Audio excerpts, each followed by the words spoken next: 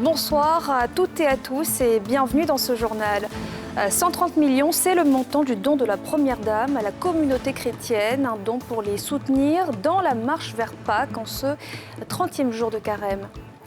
Un incendie s'est déclaré à Port-Bouët dans une usine de matelas. Si aucune victime n'est à déplorer, d'importants dégâts ont été constatés ainsi que des pillages. Un feu qui a pu être maîtrisé avec l'appui des sapeurs-pompiers des forces françaises en Côte d'Ivoire. Et puis il y a des joueurs qui gravent leur nom dans l'histoire de leur pays. C'est le cas de Max Gradel qui a célébré sa 100e sélection en équipe nationale. Un moment émouvant qu'on vous partage en exclusivité ce soir. Mais d'abord, Patrick Hachi est arrivé en Chine où il prendra part au Forum économique BOAO pour l'Asie, un forum au cours duquel il va porter la voix de la Côte d'Ivoire accompagné de plusieurs ministres, notamment Touré Mamadou, Cissé Bakongo et Adom Kakou-Léon. Les précisions de Pierre Dipomela. Le Premier ministre Patrick Hachi, arrivé en Chine pour prendre part au Forum économique BOAO, va également rencontrer son homologue chinois, Li Qiang, pour parler de la coopération entre la Côte d'Ivoire et la Chine, qui s'est accrue dans divers domaines ces dernières années. Le géant d'Asie, qui est devenu l'un des partenaires principaux de la Côte d'Ivoire, est notamment présent dans les domaines des infrastructures et de l'énergie. Les deux pays entendent poursuivre leur coopération sur des projets tels que le port sec de Ferkessédougou, le projet de modernisation et d'extension du port autonome de San Pedro, ou encore le projet de mise en place d'une douane intelligente. En outre, ce forum économique qui intervient quelques jours après le lancement officiel du programme jeunesse du gouvernement, PGGouv, sera l'occasion pour le Premier ministre Patrick Hachi et son ministre en charge de la jeunesse, Touré Mamadou, de présenter le potentiel des jeunes ivoiriens et surtout de capter pour eux des opportunités. Présenté comme le pendant asiatique du Forum économique de Davos, le FBA, le FBA, va réunir cette année environ 2000 participants venus de 50 pays. Il se déroule du 28 au 31 mars à Boao, ville de la province insulaire chinoise de Hainan, autour du thème « Un monde incertain, solidarité et coopération pour le développement face aux défis ». La communauté chrétienne vient de bénéficier une nouvelle fois de la générosité de la Première Dame. Elle a reçu à l'occasion de la cérémonie de don qu'elle effectue chaque année 130 millions de francs CFA en vivres et en non-vivres. Un geste qui en dit long sur sa volonté de tendre la main aux plus nécessiteux. Le reportage de Nadja Edja et Mathurin Badet. Un acte visible de la bonne compréhension de la parole de Dieu. C'est ce que représente l'action de générosité posée par la Première Dame Dominique Ouattara à l'endroit de la communauté chrétienne en ce 30e jour de Carême, pour les soutenir dans la marche vers Pâques. Celle qui multiplie les œuvres de charité a fait don de 3000 sacs de riz de 25 kg, 2000 cartons de pâte alimentaire de 5 kg, 1250 cartons de bidons d'huile, 750 cartons de pâte de tomates concentrée, 500 cartons de paquets de couscous, 250 cartons de boîtes de lait, bonnet rouge, 100 cartons de boîtes de petits pois et 500 sacs de sucre de 25 kg, le tout pour un montant de 130 millions de francs CFA. Celui qui donne révèle Dieu. Dieu qui est amour. Mais cet amour n'est pas tourné sur lui-même, cet amour est toujours en train de générer quelque chose d'autre, permettre à l'homme de vivre dans la charité.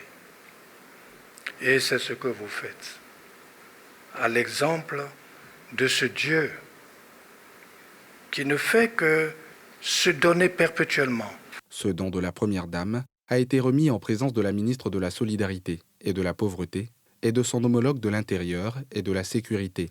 Celui-ci a salué ce don à la communauté chrétienne qui intervient alors qu'a démarré le jeûne musulman. Pour l'édition 2023, une symbolique particulière, en ce sens où il s'enchevêtre avec le jeûne musulman, permettant ainsi une union de prière, une union de communion. À l'origine de ce don, la Première Dame démontre une nouvelle fois sa foi chrétienne et son engagement envers les plus démunis.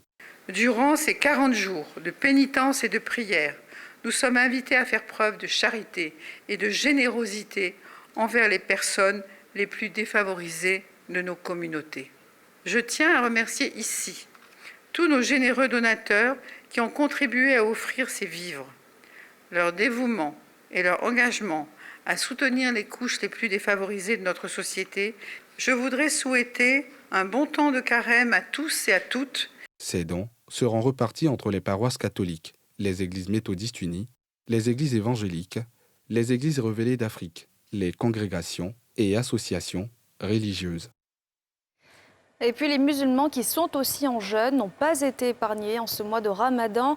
Le président de la République a fait son traditionnel don à la communauté musulmane, un don en sucre et en riz en guise de solidarité remis par son conseiller spécial en charge des cultes ce mardi. Salif Yalekwe, Tanguy Konin. Siège du COSIM, Conseil supérieur des imams des mosquées et des affaires islamiques, à Bingerville. Les imams en réunion ordinaire ont reçu des émissaires du chef de l'État, Alassane Ouattara, ce 6e jour du Ramadan.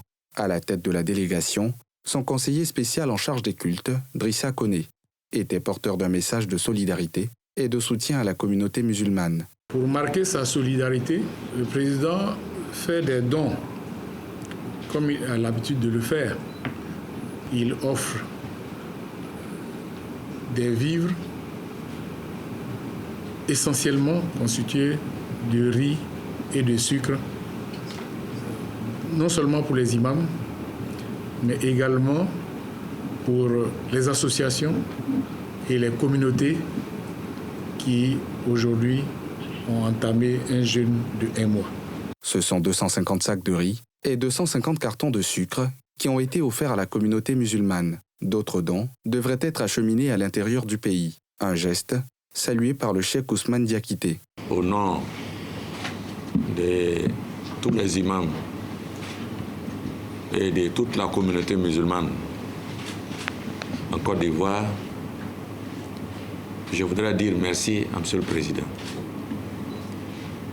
pour tout ce qu'il fait pour la communauté musulmane. Mais pas seulement. Nous savons que nos frères chrétiens sont aussi en carême. Et nous savons aussi qu'ils bénéficient du soutien du président de la République et de Madame la Première Dame. C'est le geste de la générosité du couple présidentiel que nous voulons saluer. L'acte de reconnaissance fait partie de notre foi. Reconnaissance est une adoration. C'est le jeudi dernier que la communauté musulmane de Côte d'Ivoire a entamé le jeûne du Ramadan, l'un des 5 piliers de l'islam. Incendie, pillage, sapeurs-pompiers français en renfort. Voilà le bilan de la journée ce mardi à Port-Bouët après qu'un incendie se soit déclaré dans une usine de matelas. Un feu dont on ignore pour l'instant l'origine, mais qui a causé de nombreux dégâts. Les précisions d'Issa Koné et Zécré Joseph. Des conteneurs de matelas détruits et des barriques de produits hors d'usage. Des bureaux et d'autres bâtiments entièrement décoiffés. C'est en somme le bilan matériel de l'incendie déclaré cette matinée dans les locaux de l'entreprise Fiesta. Pour sauver les meubles, accourent les services de secours locaux, appuyés de leurs frères d'armes français. Une collaboration entre soldats du feu ivoiriens et français qui permet de vite circonscrire le feu. Sur les lieux, des riverains apeurés. Les soldats du feu, eux, rassurent. Une fois sur les lieux, il y avait un très fort rayonnement calorifique. Donc, notre intervention a consisté dans un premier temps à utiliser des lance-canons pour pouvoir le baisser. Voilà, donc une fois que c'est baissé, une fois que les flammes ont été éteintes, on a procédé avec des petites lances à l'intérieur pour pouvoir achever l'extinction. Ce à quoi vous assistez en ce moment. Cette collaboration se fait de façon saine, vu qu'on a la même profession. Voilà, ensuite, leur présence sur intervention, ça répond aux besoins des autorités communales. C'est une opération, je vous l'ai dit dès maintenant, de très longue durée. Voilà, pour le voisinage, il n'a plus de risque de propagation. Voilà, en ce qui concerne les sapeurs-pompiers, nous serons là jusqu'à cette nuit pour pouvoir faire le déblai et puis achever l'extinction. À ce sinistre s'ajoute le forfait des pillards qui ont emporté des centaines de matelas. Quand on a vu le feu, on a commencé à faire sortir nos bagages. Les gens sont venus voler. Mon magasin même qui est à côté, ils ont volé tout dedans. Ils ont cassé les portes pour voler les choses. On a garé le camion à côté de l'usine. Donc je suis allé à la maison. Matin, bonheur, je suis venu, je voulais remorquer le camion pour aller au garage. Bon. Moi-même, j'étais dans les camions, j'ai vu le feu derrière l'usine. Donc je suis descendu en même temps. J'ai appelé mes collègues aussi. J'ai dit, il y a le feu derrière. Donc ils se sont brouillés. On a cherché câble pour qu'on puisse tirer le camion. Donc malheureusement, le feu était trop, donc on n'a pas pu tirer le camion. Donc le camion est brûlé, malheureusement. Face aux dégâts enregistrés, une enquête a été ouverte. Elle devra permettre, in fine, de connaître l'origine exacte de cet énième incendie dans la zone. Le règne de terreur sur les routes ivoiriennes à la lisière du Ghana est enfin terminé. La gendarmerie nationale a démantelé un gang redoutable de coupeurs de route avec l'arrestation de deux de leurs meneurs et la récupération d'un arsenal d'armes dangereuses qui était soigneusement enterré dans une plantation de teck. Le récit de Tiémé Dandjé. Transua, localité du Zanzan, dans l'Est ivoirien. Sur l'axe Kassan-Préti 1, menant au Ghana voisin, un gang de coupeurs de route dépouillait nuitamment des usagers. 2 meneurs de cette opération sont désormais dans le filet des gendarmes, commis aux investigations sur les faits. L'enquête aboutit également à la découverte par les fins limiers du groupement de renseignement des unités rattachées à la gendarmerie nationale, des armes soigneusement cachées après le forfait. Il s'agit notamment d'un fusil d'assaut de type Galil Ace 21N, un fusil de chasse calibre 12, ainsi que diverses munitions et une cagoule. Tous dissimulés sous les lignes de haute tension dans un champ de teck à Brin-Doucro.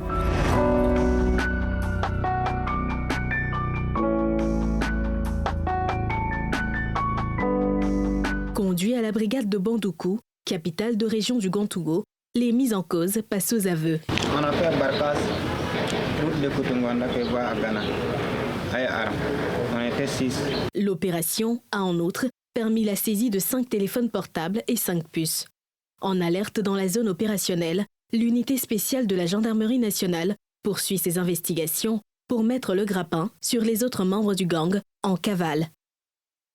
L'actualité, c'est aussi la Côte d'Ivoire qui poursuit son programme de retour volontaire de ses ressortissants en détresse en Tunisie. L'avant-dernier vol charter affrété par l'État est arrivé hier après-midi avec à son bord 167 candidats sur plus de 270 attendus. Le reportage de Tiémé Dandjé et Fulgence Kissiedo. 167 autres Ivoiriens inscrits pour le retour au bercail entament leur sortie du tarmac. Destination, l'esplanade du pavillon présidentiel, aménagée pour le profilage du migrant de retour. Sur les lieux, une ambiance bon enfant. On dirait que le gars vous a manqué, hein? À leur côté, la chef de la diplomatie du pays, solidaire de l'épreuve, de la traque aux migrants subsahariens en Tunisie. Au-delà de la solidarité, Kandia Camara annonce la couleur du retour au pays, où ils sont invités à en faire leur Eldorado. Le stress là, c'est resté à Tunis. L'angoisse, la peur, l'humiliation, tout ça c'est resté là-bas. Ici là, il n'y a plus de chasse à l'homme.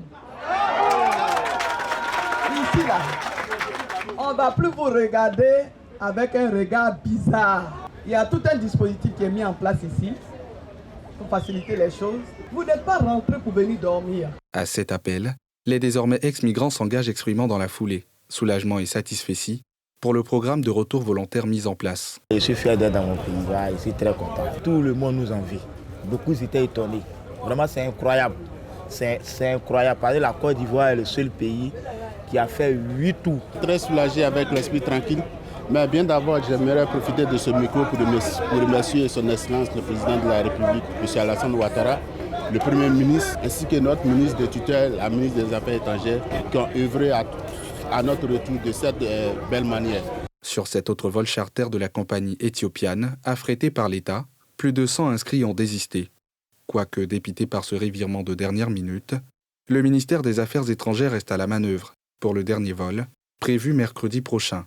Nous avons 167 personnes qui sont arrivées aujourd'hui sur le 8e vol, qui nous font un total de 1438 personnes de retour en Côte d'Ivoire, avec un dispositif qui est mis en place par l'ensemble des ministères dans un cadre interministériel. Le dispositif de l'État fonctionne et tous ceux qui désirent entrer en Côte d'Ivoire, dans son contexte précis, aucun ne sera laissé pour compte.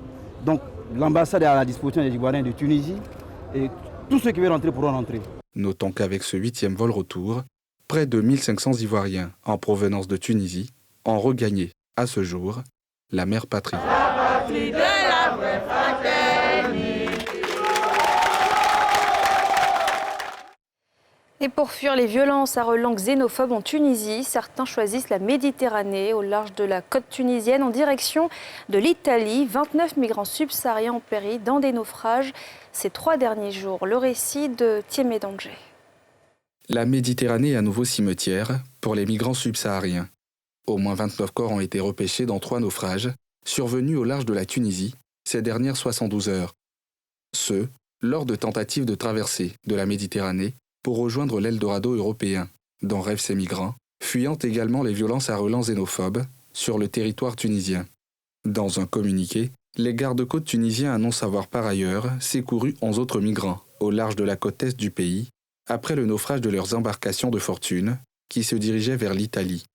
Plusieurs dizaines de migrants, faut-il le rappeler, sont morts dans une série de naufrages et d'autres sont portés disparus, depuis le discours du président tunisien Kais Saied sur l'immigration clandestine. Plus de 21 000 ressortissants d'Afrique subsaharienne vivant en Tunisie, pour la plupart en situation irrégulière, ont perdu du jour au lendemain leur emploi, généralement informel, et leur logement du fait de campagnes anti-migrants. Depuis lors, plusieurs pays organisent le rapatriement de leurs compatriotes. Plus de 1400 Ivoiriens, pris dans la spirale des violences anti-migrants, sont à ce jour rentrés au bercail. Du sport à présent, je vous le disais, il y a des footballeurs qui marquent l'histoire de leur pays en devenant des légendes. C'est le cas de Max Alain Gradel qui vient de célébrer sa 100e sélection en équipe nationale. Un moment rempli d'émotions et de témoignages qu'on vous propose dans cet élément inédit de Nathan Koné. Vendredi dernier, au Stade de la Paix de Bouaké, Max Alain Gradel répondait pour la 100e fois à l'appel du pays. À quelques heures du match retour contre les Comores, comptant pour les éliminatoires de la CAN 2023 à Maroni, ses coéquipiers et la fédération lui ont rendu un hommage bien mérité. Et tu as toujours été un guerrier, un battant, un garçon engagé. Je me souviens quand on t'a chopé, j'étais là encore. Elle était timide, elle est restée longtemps dans la qualité, dans le sérieux, dans l'engagement. Je voudrais donc, en votre nom à tous, le féliciter. Étreint d'émotion, l'ex-champion d'Afrique 2015 a eu du mal à contenir ses larmes pour livrer son message et rappeler l'amour qui le lie au maillot orange, blanc et vert. L'équipe nationale représente beaucoup pour moi et à chaque fois que j'ai l'opportunité de porter ce maillot-là, j'ai toujours voulu tout donner. Parfois, ça n'a pas marché, mais je me suis toujours dit qu'on peut rater un but, on peut rater un match, mais on n'a pas le droit de ne pas tout donner quand on porte ce maillot-là. Et Dieu seul sait comment ce maillot-là est cher pour moi. Et je veux transmettre cela à tous mes petits frères ici, afin qu'ils puissent tout donner à chaque fois qu'ils revêtent ce maillot-là. Donc je veux te remercier à tout le monde. Le petit génie arrivé en sélection en 2000 comptabilise 16 buts sous le maillot orange, blanc et vert, dont un des plus beaux reste celui contre le Cameroun, en phase de poule de la CAN 2015. Il rejoint ainsi le cercle des centenaires, composé entre autres de Kolo Touré, 120 sélections, Didier Drogba, 106 sélections, Tiéné Siaka, 103 sélections, Yaya Touré, 102 sélections, et à ce jour, le plus capé reste Zokora Didier, dit Maestro, qui totalise 153 sélections. Et voilà, c'est la fin de ce journal. Merci de l'avoir suivi. Retrouvez demain à 19h50 Pierre Pro. Bonne suite de programme sur la nouvelle chaîne ivoirienne.